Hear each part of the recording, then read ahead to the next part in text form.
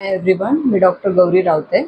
माझं post graduation शल्य या विषयामधून गव्हर्नमेंट आयुर्वेद कॉलेज धाराशिव इथून पूर्ण झालेलं आहे. मला माझ्या कलिग्सकडून या ट्रेनिंग सेंटरबद्दल माहिती मिळाली.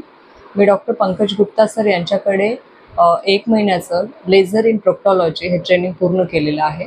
सरांचं स्पेशलायझेशन हे मुख्यतः ॲनोरेक्टल डिसीजेसमध्ये आहे. त्यामध्ये विशेषतः फिशर, हिमोरॉइड्स, फिस्चुला इन ॲनो आणि पायलोनिडल सायनस. फिशरमधल्या वेगवेगळ्या प्रोसिजर जसं की फिशरेक्टॉमी किंवा लॅटरल इंटरस्पेक्टेक्टॉमी.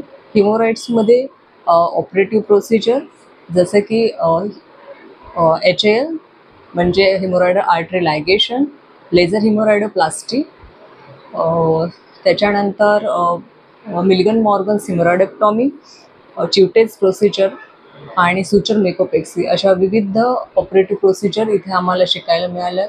फिश्चुलामध्ये फिश्चुलेक्टॉमी, DLPL किंवा इफ्टॅक या नवीन प्रोसिजरची इथे माहिती मिळाली.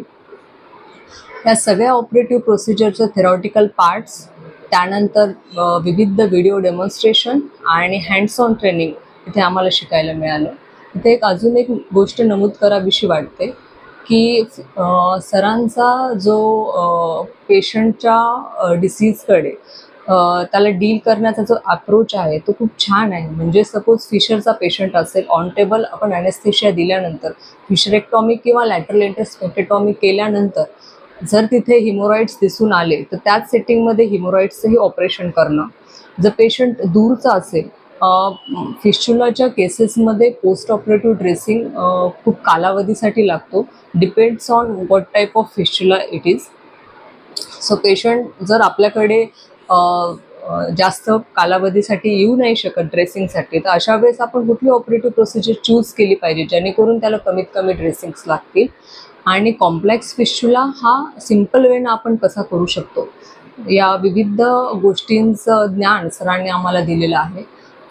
त्याचप्रमाणे ज्या कन्व्हेन्शनल सर्जरी आहेत त्याच्यासोबत ज्या advanced minimally invasive procedure with the help of laser अशा हायब्रिड प्रोसिजरचा आपण कसा उपयोग करू शकतो याचंही ज्ञान सरांनी आम्हाला दिलेलं आहे.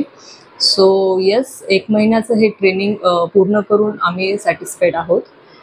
So thank you to Dr. Pankaj Gupta sir, Dr. Ladda sir and Radha Smriti Hospital for giving us opportunity to do something and to learn something new. Thank you.